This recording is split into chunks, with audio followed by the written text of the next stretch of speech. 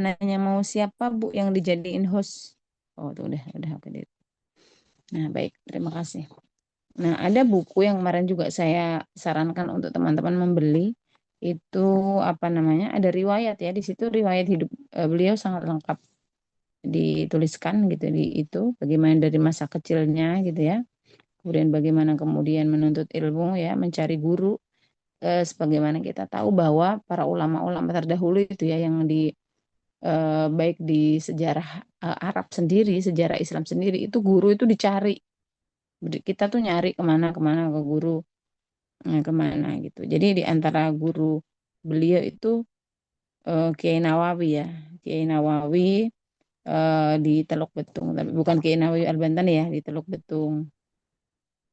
Kemudian juga beliau belajar kepada Kiai Haji Abdul Latif. Ya, Kiai Haji Abdul Latif itu adalah di Banten juga gitu ya.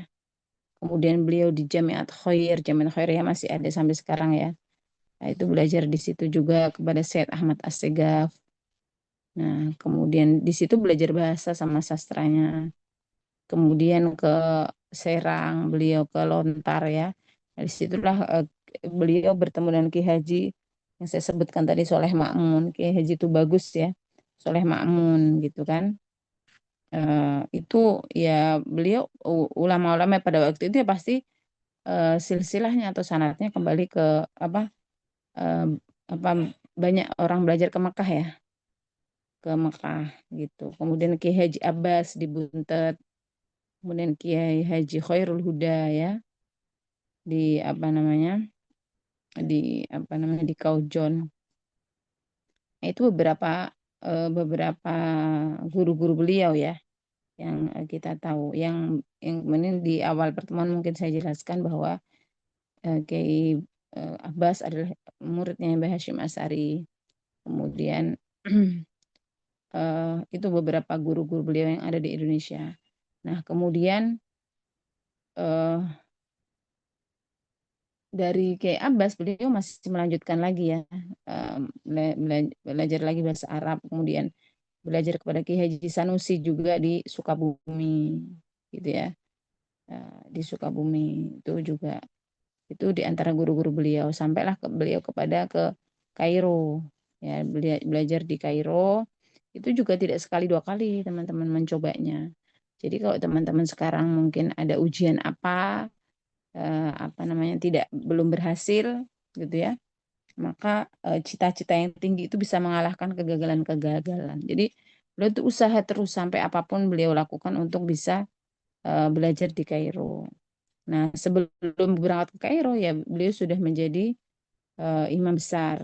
Kemudian tapi masih di wilayah Bengkulu ya, ini belum ke Jakarta ya.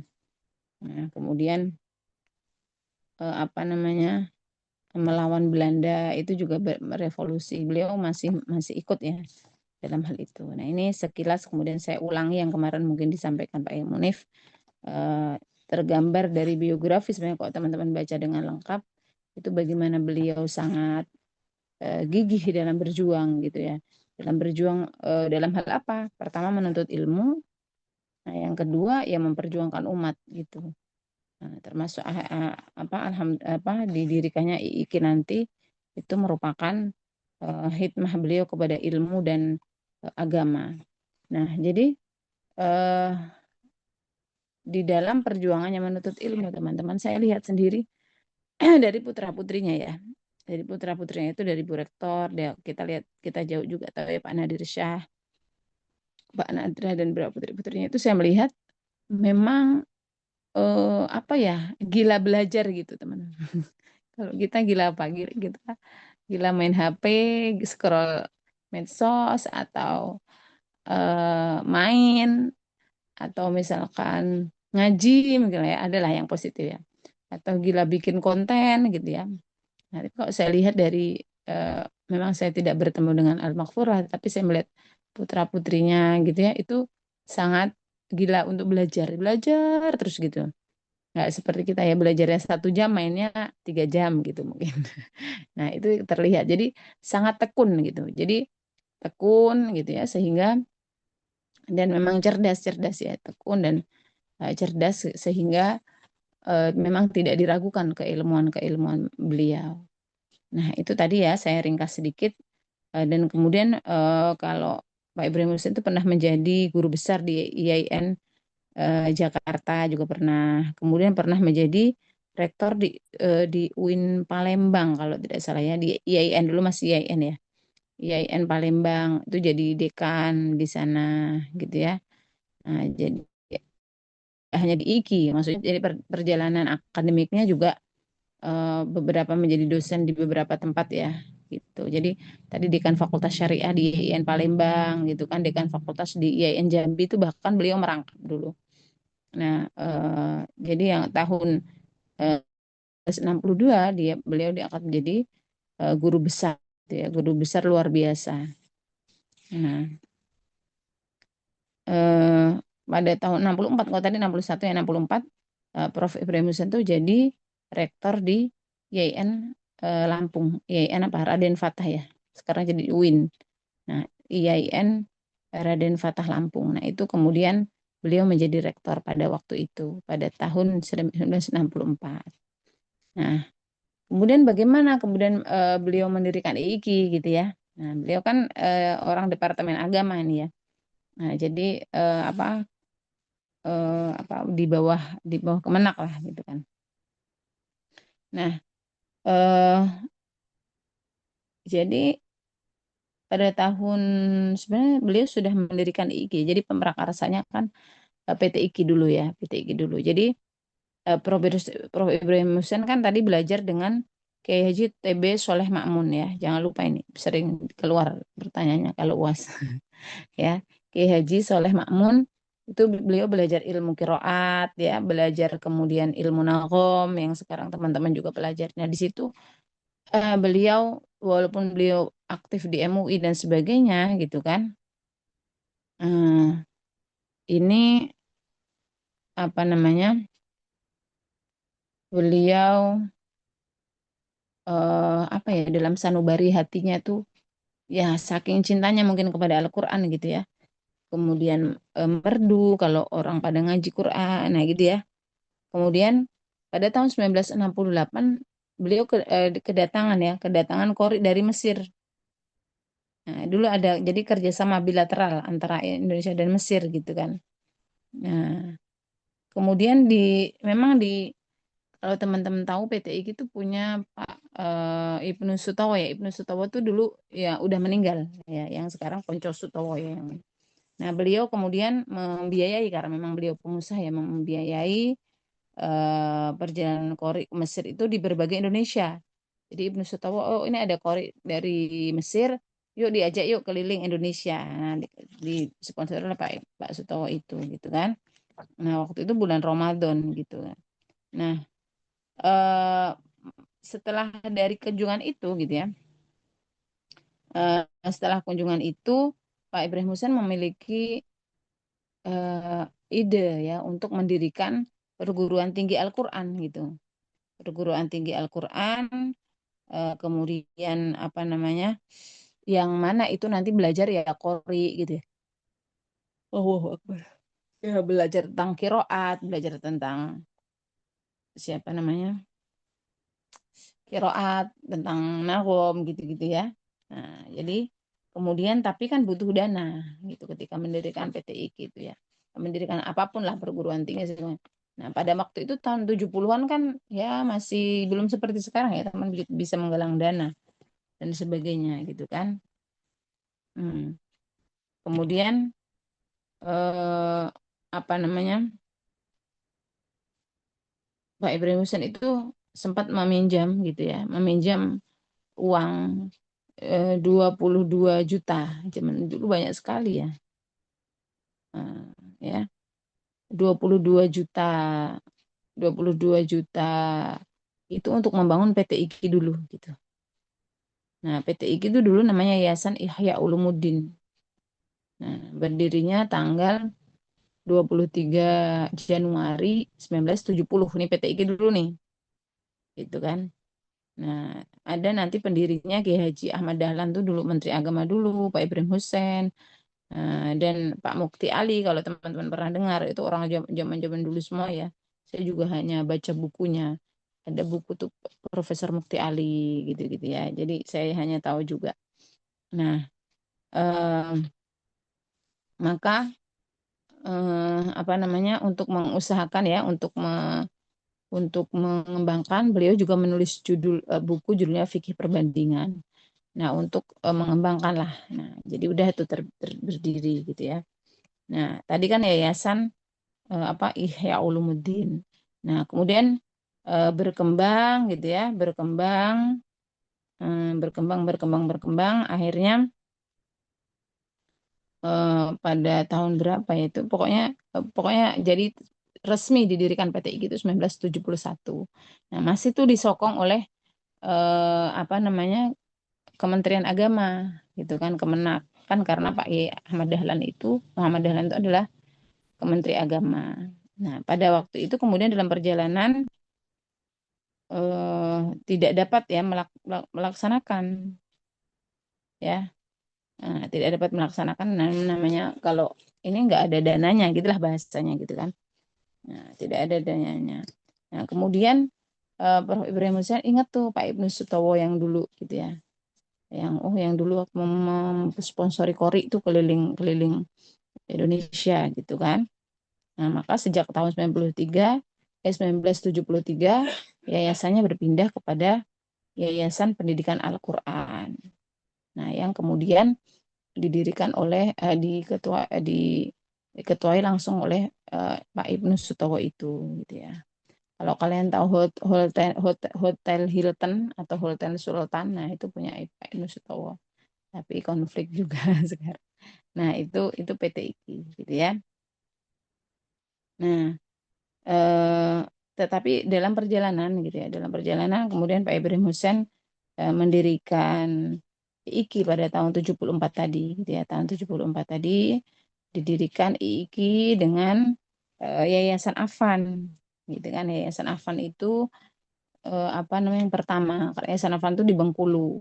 Nah, kan kalau mendirikan perguruan tinggi ini teman-teman, kalau yang mau nanti mendirikan sekolah atau lembaga gitu ya kan, itu bagian dari cita-cita para pendiri kita bahwa kita itu mahasiswa IIKI ya harus punya kiprah di masyarakat gitu ya. Nah, itu harus ada yayasannya. Nah, ini kan kalian banyak juga yang belum tahu kok harus ada yayasannya sih Bu gitu ya. Nah, karena memang ada yayasannya. Nah, kemudian Yayasan Afan kan yang digandeng untuk mendirikan IIKI. Kalau dulu kan memang PTIK khusus laki-laki ya. Nah, khusus laki-laki. Nah, maka pada tadi tanggal 1 April 1977 gitu kan. Nah, Yayasan Afan kemudian kita mendirikan IIKI. Ya, IIKI. Nah, jadi apa namanya? Dan dulu di UIN Jakarta itu kan masuknya kan Jakarta ya. Nah, masuknya Jakarta. Jadi ya UIN Jakarta apa IIKI Jakarta, PT IIKI Jakarta gitu. Bahasanya bukan eh, Tangsel ya, bukan Tangsel gitu, tapi IIKI Jakarta. Nah, itu ya. Baik. Selanjutnya eh ada pergantian ya, ada pergantian. Kemudian Yayasan IKI Jakarta, Yayasan Afan tadi, saya menjadi Yayasan Institut Ilmu Al-Quran Jakarta sampai sekarang. Karena kemudian ada namanya di yayasan itu ada namanya Pak Usman Afan, pemilik Yayasan Afan, dan juga koleganya ada Pak Yusuf. Ya, kalau kalau teman-teman di asrama ada asrama Yusuf gitu ya. Nah, itu ada dua. Maka kemudian ada peralihan dari yayasan apa tadi? Afan menjadi yayasan IIKI Jakarta yang kemudian diketuai oleh Ibu Herwini Yusuf, Allahyarham, meninggal pada waktu masih COVID ya kemarin ya, nggak jauh dari Bu Zaimah itu. Nah, beliau COVID juga wafat di situ. Nah, kedua kedua perguruan tinggi ini gitu ya, ini menjadi ciri khas yang sama. Mungkin ketika awal didirikannya juga adalah mencetak para ulama gitu ya, mencetak ulama perempuan kalau di IKI kan, kalau berarti di PTIK mencetak ulama laki-laki gitu yang hafidhoh, yang mufassirah dan yang daiyah. Ya, jadi hanya beda antara laki-laki dan perempuannya saja gitu. Hanya laki-laki dan perempuan saja gitu kan. Nah, bisa di beberapa rujukan disebutkan bahwa Jami' Ulumul Quran ini adalah jami'ah pertama di dunia bahkan ya yang khusus ya takhusus mempelajari tentang apa ya kalau sekarang tuh kuliatul Quran. Nah, bahasanya kalau sekarang lebih kerennya nih kuliatul Quran. Kita ini namanya kuliatul Quran teman-teman karena takhusus di dalam Al-Quran gitu. Jadi dulu juga kalau kita lihat sejarah di IG itu yang apa namanya yang prodi-prodinya juga hanya prodi syariah ya syariah dan usuluddin gitu. Tarbiyah juga baru belakangan baru ada belakangan. Nah itu berkaitan tentang sejarah pendirian. Nah adapun faktor pendorongnya ya faktor pendorongnya sebenarnya banyak teman-teman rujukan-rujukan kalau teman-teman mau cari baca ya. Tapi memang nanti saya rapikan dulu RPS-nya ini kalau supaya tidak tumpang tindih gitu karena ada RPS yang saya kemarin kirim itu ada yang mengulang lagi gitu. Jadi ada kayak yayasan dan sejarah itu kan bisa satu pertemuan saja.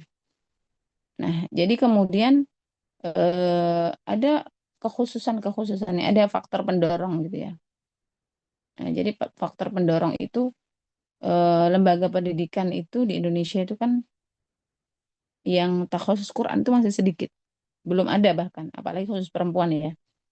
Nah, khusus perempuan itu masih perlu banyak pendirian tadi ya kalau saya ulang lagi dari faktor pendorongnya perguruan tinggi di Indonesia gitu ya pendidikan masih sangat terbatas kemudian yang kedua adanya tadi tahun 68 tadi ada apa yang dari Mesir tadi ya nah kemudian ada juga tadi nanti tahun 69 tahun 69 itu ada MTQ ya berlangsung di Bandung gitu kan nah kemudian ternyata itu MTQ pertama gitu. Dan MTQ pertama itu ternyata eh, apa namanya membuat ide dari Profesor Ibrahim Hussein untuk kenapa kita nggak mencetak juga ya ya peserta-peserta MTQ ini untuk kita kita apa namanya kita kumpulkan kita bikin perguruan tingginya gitu.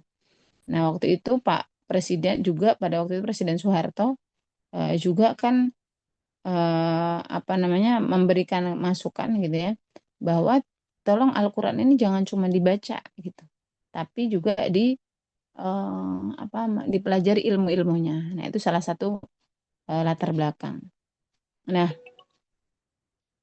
kemudian apa namanya sebentar nah seperti yang masjid ya yang masjid kita di asrama itu kan masjid zaman Pak Harto itu kalau zaman Soeharto dulu PNS itu gajinya dikurangi ya gajinya dikurangi kemudian dibuatkan masjid itu Masjid Soeharto orang kalau orang dulu bilangnya Masjid Soeharto kalian kenal Pak Harto nggak ya Kenal dong. kenal ya wah Pak Harto itu bagus tuh itu apa namanya salah satu jariah beliau membuat apa namanya ini nah itu di antaranya itu nah kemudian itu kemudian juga menjadi apa ini jadi motivasi untuk beliau. Nah karena kemudian motivasi selanjutnya berkaitan dengan MTQ tadi, wah ada training center MTQ bagus ini gitu. Kalau cuma training center, ada lagi satu sisi PR bahwa ternyata orang-orang yang tahfidz yang menghafal Quran di Indonesia pada waktu itu nggak ada yang kuliah. Ya mereka khusus tahfidz saja gitu. Nah maka wah kalau bisa membuat lembaga yang sekaligus menghafal Al-Quran gitu, tapi juga dia berkuliah, maka itu akan sangat bagus pada waktu itu belum ada. Nah, jadi katakan bahkan di dalam buku yang saya baca di salah satu buku biografi Iki itu nggak ada pada waktu itu kok ada sarjana kok hafidul Quran. Kalau hafidul Quran memang sesuai janji Allah ya pasti akan dipelihara, pasti akan ada orang-orang yang menghafal Al-Quran sepanjang masa. Tapi kok sambil kuliah itu belum ada. Nah, gitu ya. Nah, maka dari situ kemudian mantap apa namanya Profesor Ibrahim Hussein gitu kan untuk apa namanya, mendirikan PT IKI dan IIK gitu ya. Jadi tadi ya sudah 12 Rabiul Awal 1397 Hijri bersamaan dengan 1 April 1977 gitu kan. Nah, ya tujuannya tadi itu ya, menghasilkan ulama perempuan ya. Di rujukan yang lain itu juga ulamanya ada yang masih menggunakan bidang hukum Islam, bidang bahasa Al-Quran, ahli pendidikan, berkemampuan tinggi di bidang masing-masing untuk masyarakat atau masyarakat Indonesia atau luar negeri. Juga dimaksud untuk mencetak ahli kiroat atau kori-koriah yang mewakili Indonesia di forum dunia, forum internasional. Nah, ini maka kemudian memang kalau teman-teman bertanya-tanya kenapa sih banyak MTker di IKI gitu. Karena ya semua ya yang juara-juara MTQ seperti kita tahu Bu Maria Ulfa itu dicetaknya di IKI. Kalau yang laki-laki Pak siapa? Muammar itu juga di PT IKI gitu ya. Gitu. Jadi kekhususan ini memang sudah ada sejak didirikannya dulu dan menjadi latar belakang didirikannya IIKI gitu kan. Nah, eh, itu mungkin itu ya yang saya bisa sampaikan berkaitan dengan pendirian IIKI dulu dan kemudian bisa berkembang menjadi beberapa prodi sampai sekarang itu dan butuh perjuangan panjang itu perjuangan panjang di mana teman-teman sudah pernah saya sampaikan bahwa sangat briliannya Profesor Ibrahim Hussein itu beliau mendirikannya tidak S1 dulu gitu ya. Mendirikannya adalah S2 dulu gitu. Kenapa gitu ya? Kenapa? Karena ketika mendirikan S2 maka visi misi beliau yang tadi gitu ya, visi misi beliau yang tadi itu akan tercapai dengan orang-orang yang sudah beliau bekali ilmunya. Nah, jadi apa ilmu bahasa, ilmu fikih, ilmu kiroat, ilmu tajwid yang bagus gitu ya. Maksudnya ilmu dalam ini khusus keikiannya itu sesuai dengan visi misi yang ada di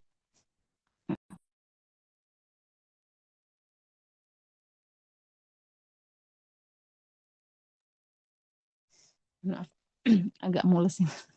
Nah, jadi sesuai dengan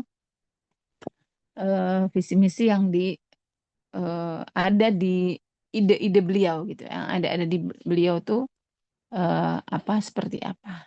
Nah, gitu. Jadi berkembang, kemudian S2 dulu. Nah, S2, setelah S2 beberapa periode menghasilkan baru membuka S1. Nah, yang sudah beliau didik di S2 ini gitu, kemudian mengajarkan ilmu-ilmunya gitu di S1. Nah, itu waktu itu sempat vakum S2-nya. Ya, sempat vakum S2-nya. Nah, nanti saya belum cari lagi yang berkas-berkas S2 ya. Pernah sih saya buat tapi di mana belum ketemu, nanti saya cari lagi. Kemudian di IIKI itu um, apa dihidupkan lagi kalau kalau tidak salah tahun 1998. Nah, itu kemudian S2 itu didirikan lagi gitu di dikembangkan lagi gitu. Yang awalnya dulu hanya S2, kemudian fokus pada S1, kemudian dibuka lagi S2 kalau tidak salah 98 itu direkturnya adalah Bu Zaimah ya Profesor Uzaimah Allah yarham.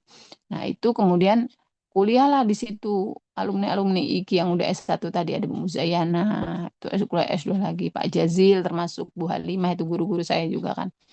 Nah, itu kuliah lagi S2 di IKI. Nah, itu yang generasi baru ya. Kalau Bu Maria kan memang Maria, Bu Mursyidah, Bu Khadijah almarhum.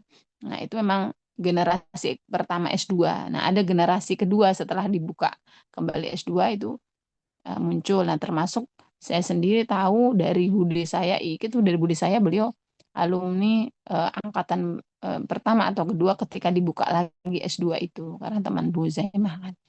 Nah, di situ berkembang sampai sekarang. Nah, berkembangnya dulu cuman ada apa? Dulu ada kalau di ada ulumul Quran dan tafsir apa ulumul Quran dan ulumul hadis. Nah, kalau dulu hanya itu. Kemudian berkembang sekarang ada syariah, ada tarbiyah, Begitu juga dengan S1. S1 itu zaman saya dulu hanya tafsir hadis. Usuluddin hanya satu prodi tafsir hadis. Kemudian yang tarbiyah hanya PAI. Yang syariah ya hanya dulu apa ya muamalah, muamalah. Nah, cuman satu-satu gitu. Jadi satu angkatan itu saya kenal semua. Nah, kalian ini 7A sama 7E pada kenal apa enggak ini? Dua kelas aja kadang nggak kenal Bu gitu, satu angkatan nggak kenal gitu. Nah, kalau saya dulu satu kelas ya satu angkatan hanya satu kelas, kemudian saya ada tarbiyah satu kelas dan ada syariah satu kelas. Itu kita kenal semua nih, ngumpul ngeruyung semua sampai sekarang misalkan. Nah, itu masih seperti itu. Dan dulu tahfidnya itu adalah hanya ada terbatas dan penuh gitu. Jadi kalau yang usuluddin ini wajib menghafal semua sampai 30 juz harus selesai. Tapi tidak ada murojaah. Murojaahnya hanya beberapa kali, tapi tetap ada kompre. Nah, kemudian ada tahfidz terbatas itu 5 juz. Nah, dalam perkembangan kemudian untuk meningkatkan kualitas, nah sesuai dengan MTQ juga. MTQ itu kan ada 20 juz, 10, 5 ya, 5 plus tilawah, 1 juz plus tilawah gitu. Kemudian ada tafsir bahasa Inggris juga dulu hanya berapa juz gitu ya.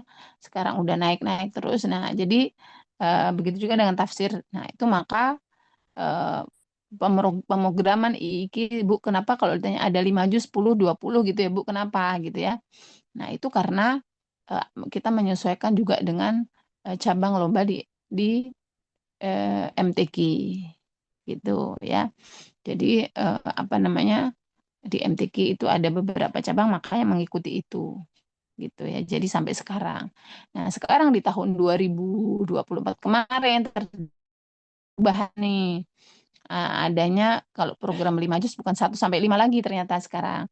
Ada 1, 2, kemudian jadi belakang ya 28, 29 gitu ya.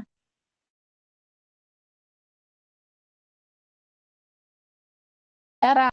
Nah, maka yang program 10, program 5, program 20 ditambahin 1 juz lagi, juz 30. Nah, itu untuk tahfidnya ya. Jadi kita terus mengikuti perubahan-perubahan aturan. Kemudian aturan lagi institut ya. Jadi kalau sekarang kan teman-teman tahu ada sekolah tinggi, ada institut, ada universitas. Nah, itu bedanya apa, Bu? Kalau sekolah tinggi itu prodinya boleh satu fakultas boleh prodi satu seperti IGI zaman dulu.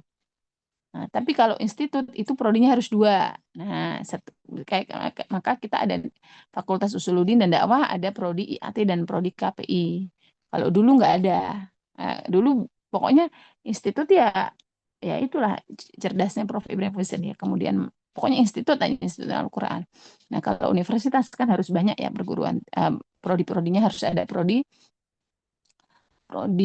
umum gitu. Nah, itu kemudian kalau dari dulu IIK sudah institut, belum ada aturan itu IIK sudah institut. Nah, jadi kemudian kita membuka prodi-prodi baru dan membuka juga S3. Nah, itu beberapa ya sejarah-sejarah IIK sampai saat ini. Nah, kemudian juga rektornya ya teman-teman sudah tahu semua rektor pertama Prof. Hussein, kemudian Prof. Ali Yafi. Prof. Ali Yafi itu dulu ketua MUI. Saya juga dulu waktu sekolah itu cuma tahu ketua MUI Prof. Ali Yafi. Alhamdulillah pas ke IIK bisa ketemu langsung dengan beliau. Nah, waktu saya kuliah beliau rektornya gitu ya. Nah, saya masih ingat tuh halaman IIK ya, ya hampir sama-sama sekarang tapi agak beda gitu ya. Dulu tampak tampak lampau. Nah, sekarang sudah baru. Nah, kemudian apalagi setelah Prof. Ali Yafi ada Kiai Haji Ahsin Sakho, saya kuliah juga masih Walid Ahsin ya yang menjadi rektor. Kemudian eh, berubah ya sampai sekarang Prof. Zema, sampai sekarang Bu Najmatul Faizah Hussein. Nah, itu mungkin beberapa ya sejarah yang kemudian kenapa kemudian IIK itu didirikan karena benar-benar kita lihat dari Al-Maghfurlah ingin berhikmah dan berkiprah di bidang Al-Qur'an ya. Nah, adapun memang beliau akhirnya fokus ke IIK dan itu memang sudah menjadi keputusan kenapa Bu Wah Ibrahim Hussein kemudian nggak di PT IKI lagi. Nah, karena sudah fokus di IKI, beliau fokus membesarkan IKI sampai akhir hayat beliau. Nah, oke, baik sampai di situ. Mungkin teman-teman ada yang mau ditanyakan?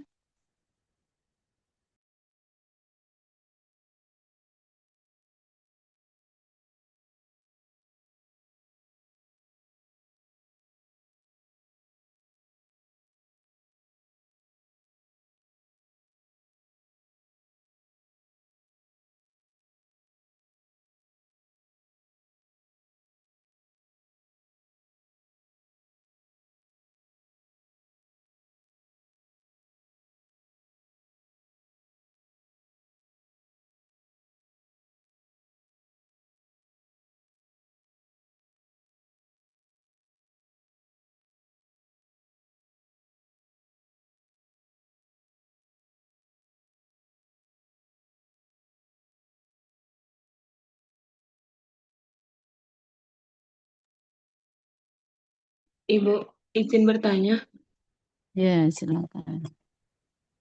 eh, kenapa matkul keikian ini nggak ditaruh di kayak semester satu gitu, Bu? Biar para tokoh-tokoh keikiannya itu bisa dijadikan role model kita untuk lebih semangat lagi gitu. Iya, ya, sebentar.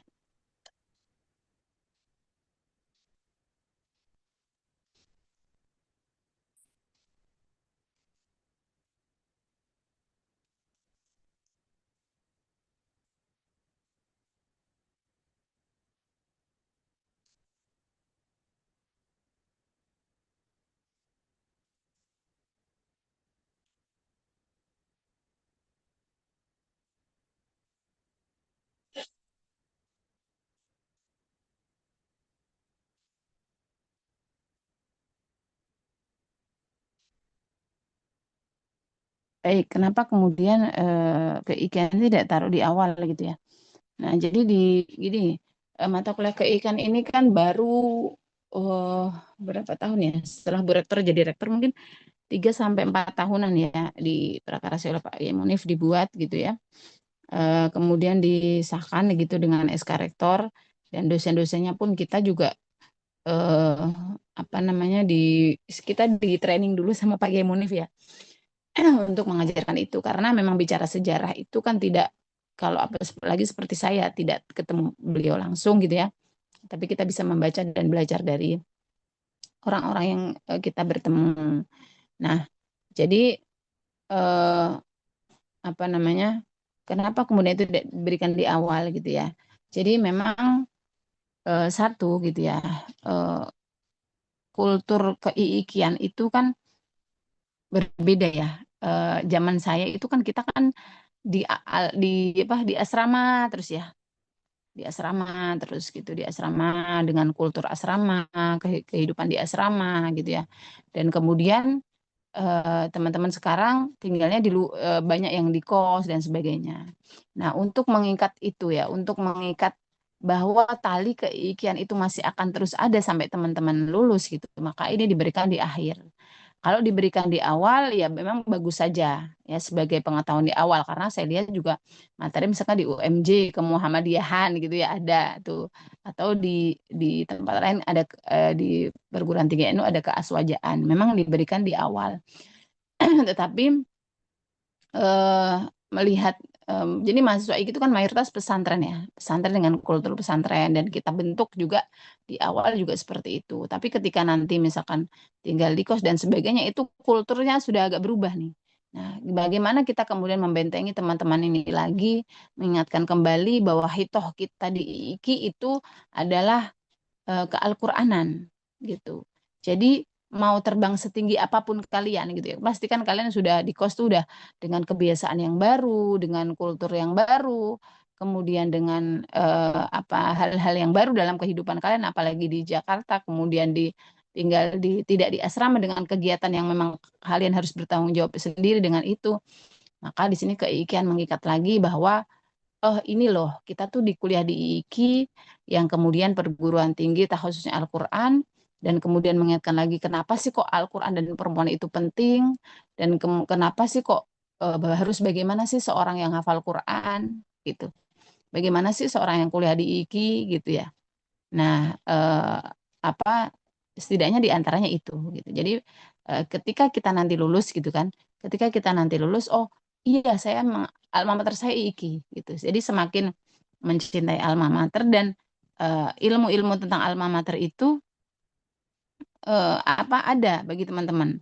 Ketika saya apa namanya, ketika saya apa namanya itu sama Pak Kiai Munif itu ya, yang kita di training itu Pak Kiai Munif itu selalu mengingatkan kita bahwa penghafal Al-Quran, contoh ini contoh kecil saja ya, bahwa Al-Quran itu harus selalu bangun malam. Nah, seperti itu. Itu saya yang murid beliau juga. Waduh, iya ya, berarti orang hafal Quran itu harus rajin bangun malam ya gitu. Atau seorang menghafal Quran itu harus bisa membedakan dirinya dengan orang yang tidak menghafal Al-Quran gitu. Nah, jadi sebenarnya memang ini cerita-cerita kultural yang itu sebenarnya remeh gitu, tapi akan kembali kepada kehidupan kita. Oh iya ya, apakah kita apa namanya bisa sebaik itu atau bisa tetap memegang tali-tali itu atau memegang panduan-panduan guru-guru kita dulu gitu kan. Jadi yang walaupun nanti nggak bisa istiqomah misalkan, tapi kita harapkan kan bahwa itu menancap dalam diri kita, hati kita bahwa kita itu mahasiswa IKI, menghafal Al-Quran, kita menjaganya dengan baik gitu ya. Kemudian kita juga berakhlak dengan baik gitu. Kemudian para guru-guru kita mencontohkan seperti ini, maka kita mengikuti. Nah, itu setidaknya. Adapun mungkin alasan yang lain juga bahwa kita supaya melihat pemikiran-pemikiran Profesor Ibrahim Hussein Al-Wairaham. Dan Al-Maghfurlah itu teman-teman, pemikiran-pemikirannya itu kalau zaman sekarang mungkin ya pada waktu itu dibilang liberal. Ya, ya walaupun tidak sampai pada tahap itu mungkin, tapi agak berani gitu pemikiran beliau. Ya, seperti saya contohkan kemarin bahwa ketika semua orang belum menerima KB, Profesor Ibrahim itu dalam ijtima ulama sudah mendukung adanya KB. Kan aneh gitu. Dan istinbat-istinbat hukumnya itu bisa akan diterima oleh teman-teman di semester yang sudah atas. Kalau kita sampaikan di semester-semester bawah, itu akan menjadi hal yang mungkin bisa diambil tapi hanya satu petak. Maksudnya dalam hal ini satu sisi, tidak melihat banyak hal. Kalau di semester 7 diharapkan dia sudah punya banyak ilmu, banyak mendapatkan ilmu, masukan, dia sudah bisa membedakan yang lebih baik dan baik gitu ya. Ya, kalau di apa kalau baik dan buruk tentu udah dari awal masuk IKI. Tapi ketika mana yang baik dan lebih baik, nama yang rojih yang lebih rojih ya pendapat itu bisa diserap di semester 7 gitu ya. Jadi itu pada waktu itu menjadi kontroversi. Jadi kalau Bu Rektor itu cerita dalam kasus susu SGM ya waktu itu susu SGM yang waktu itu banyak orang bilang itu mengandung babi dan Al-Maghfurlah itu mengatakan ini halal tidak mengandung babi, maksudnya boleh dikonsumsi. Wah, itu teror itu banyak masuk ke keluarga gitu. Di telepon di rumah itu kalau Bu Rektor tiap hari cerita kalau telepon itu tiap hari ya telepon gimana keluarga Ibrahim Hussein sudah minum susu babi nah gitu kadang seperti itu ya jadi apa teror-teror itu muncul karena apa kaul-kaulnya Al-Maghfurlah gitu jadi beliau selalu ada celah gitu ya karena saking tinggi ilmunya tadi dalam ilmu fikih muqarranatul madzhab dan sebagainya nah itu beliau ada hal-hal yang memang untuk sebagian orang itu harus dicerna dengan baik gitu bahkan ini teman-teman apa imam perempuan. Nah, imam perempuan boleh nggak ngimamin? Nah, kalau kita tahu jumhur ulama nggak boleh dong perempuan ngimamin gitu. Tapi ini pernah terjadi dan saya orangnya masih hidup sekarang gitu ya. Dari guru kita juga menyampaikan ke saya bahwa Pak Ibrahim Yusuf itu pernah makmum kepada salah satu guru kita di IKI. Perempuan, ayo kamu imam. Tapi Pak Ibrahim Yusuf tidak mengatakan itu secara umum di di media, di dalam bukunya beliau tidak mengatakan. Tapi prakteknya beliau mengajarkan kepada apa muridnya yang perempuan beliau menjadi makmum gitu. Nah, ini berarti ada kaul ya, ada kaul di ulama kita atau bahkan mungkin itu ijtihad beliau sendiri gitu ya, yang kemudian membolehkan perempuan ya yang sudah mapan ya secara ilmu, mapan secara Al-Qur'an, mapan secara matang semuanya sematang-matangnya itu bisa menjadi imam laki-laki. Nah, tetapi kan beliau tidak tidak tiap hari juga gitu. Pada momen tertentu satu-satu tertentu, kemudian tidak juga mensyiarkan keluar. Karena apa? Ketika sebuah ilmu itu sampai kepada orang yang tidak sampai makomnya, maka itu akan menjadi kesalahan. Oh, langsung dong nanti, wah ini kafir ini gitu ya biasa kayak gitu kayak gitu. Nah, jadi perbedaan pendapat dalam kalangan hukum fikih, nah seperti itu bisa dipahami teman-teman di semester 7 gitu. Dan juga itu salah satu yang sangat kontroversial ya. Jadi di buku juga di buku yang keikian saya baca Pak Munif juga tidak pernah menyampaikan ke saya, tapi saya mendapatkan pemahaman pengetahuan itu dari dosen lain yang dosen perempuan yang di IKI. Tapi ya itu memang pernah, tapi tidak sering beliau lakukan. Nah, seperti itu kan memang para ulama-ulama kita kan kadang mengajari muridnya seperti itu. Jadi tidak kemudian nanti kamu ngajarin ya, tidak. Kamu ngajarin ya ke muridmu, tapi hanya ingin pesan utamanya adalah bahwa ketika perempuan yang sudah mapan dalam kondisi dibutuhkan gitu, dalam kondisi dibutuhkan, maka dia bisa menjadi imam sholat. Nah, ini seperti itu contohnya. Dan itulah ya nanti itu di antara beberapa kenapa kok disampaikannya di akhir gitu ya. Itu lagi supaya teman-teman keluar itu dari IKI mengingat betul oh kita itu punya jiwa Al-Qur'an. Jiwa Al-Qur'an adalah memelihara ya bacaan kita, hafalan kita, kemudian amalan kita. Nah, itu akan terus kita bawa sampai kita dimanapun berada. Itu ya, teman-teman. Siapa tadi yang bertanya ini?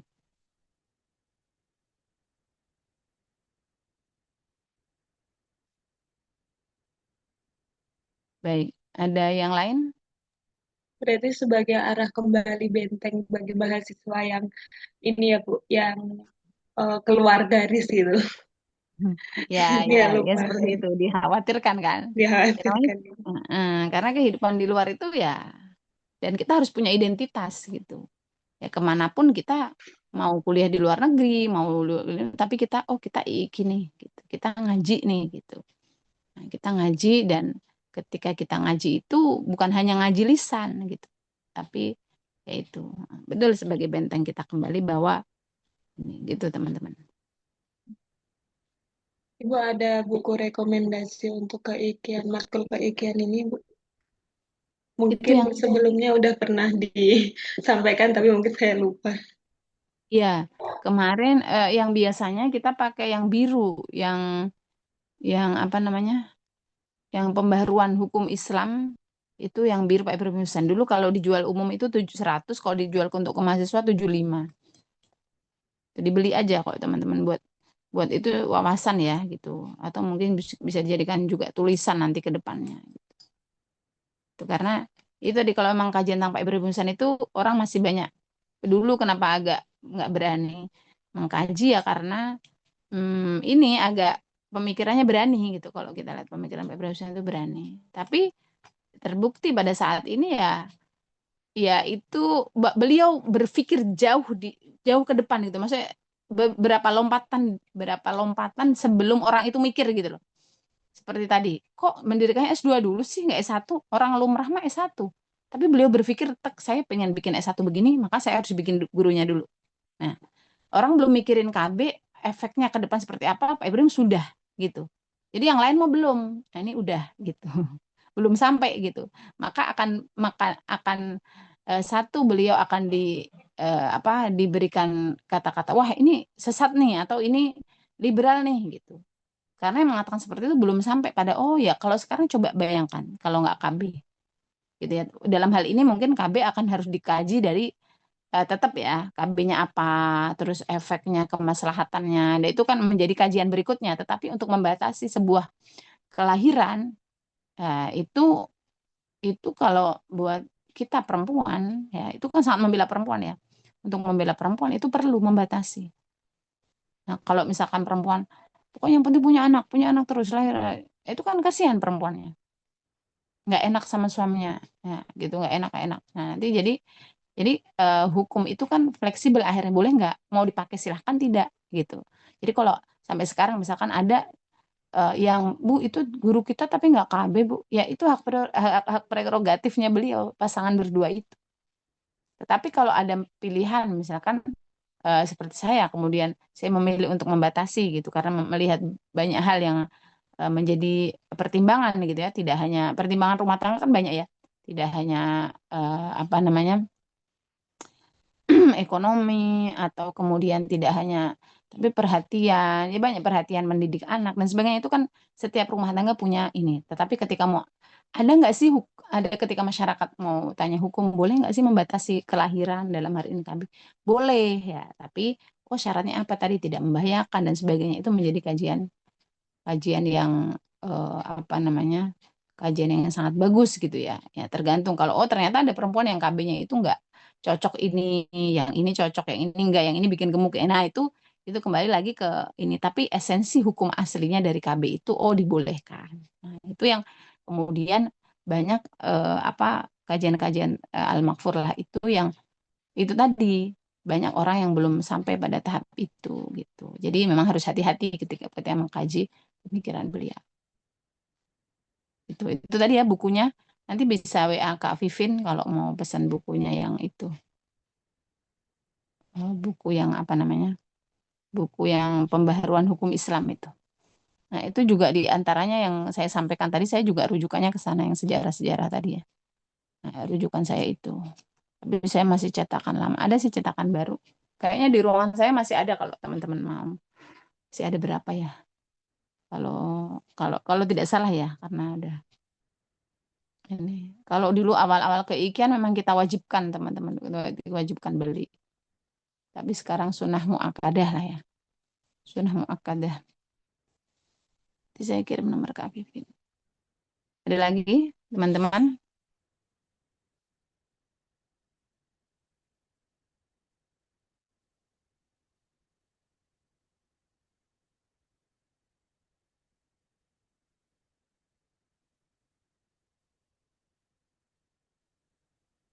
Cukup ya? Mungkin cukup Ibu. Baik. Baik ya, teman-teman itu saya rasa karena kita sifatnya masih belum ada makalah ya, jadi memang dari saya, jadi kita bisa lebih singkat ya dalam menjelaskan, dalam belajar. Tapi itu intisari, adapun nanti kekurangan, misalkan ada yang kurang, nanti kita sambil berjalan akan kita sampaikan. Tapi intinya pesan yang paling dalam adalah bahwa sekali lagi kembali ke cita-cita para pendiri kita bahwa dalam kehidupan ini ya kita kalau melihat ya dari sejarah bahwa perjuangan kemudian mendirikan lembaga ya kemudian menghidupkan apa namanya menghidupkan ilmu itu syiar itu bagian dari perjuangan kita sebagai umat muslim ya apa syiarnya makanya nanti teman-teman jangan pernah menyerah ya seperti beliau terus berjuang ngajar terus sampai capek gitu ya kalau capek ya istirahat gitu kan tapi kalau gagal ya diulangi lagi gitu itu dalam ke depan tapi yang sekarang teman-teman mau skripsi tahfidz nah tekun ya yang tekun jangan dicontoh para pendahulu yang yang kurang disiplin gitu ya. Jadi sudah semester 7 dipersiapkan betul tahfidnya, skripsinya gitu. Kalau sudah lulus teman-teman mau main sepuasnya juga bisa. Kalau sekarang ya main sekedar untuk refreshing. Main sebentar, 1 jam, 2 jam, paling lama 3 jam, nah balik lagi tahfidnya. Jangan menunda, jangan. Nah itu bentuk dari perjuangan-perjuangan kita eh, yang sekarang ini, gitu ya. Baik, terima kasih teman-teman. Mungkin bisa kita akhiri. Jam kedua ada dosen nggak kalian? Tidak ada Nggak Ibu. ada ya? Nggak ada ya, cuman ini. Oke, baik. Jadi enak kuliah pagi kayak gini atau malam? Dengan Pak Yemunif? Enak mana? Pagi Yang Ibu. jawab. Enak malam ya? Malam udah capek ya? Ya nggak apa-apa. Ya kita Pak Yemunif mengajar kita ambil berkahnya ya kita disimak.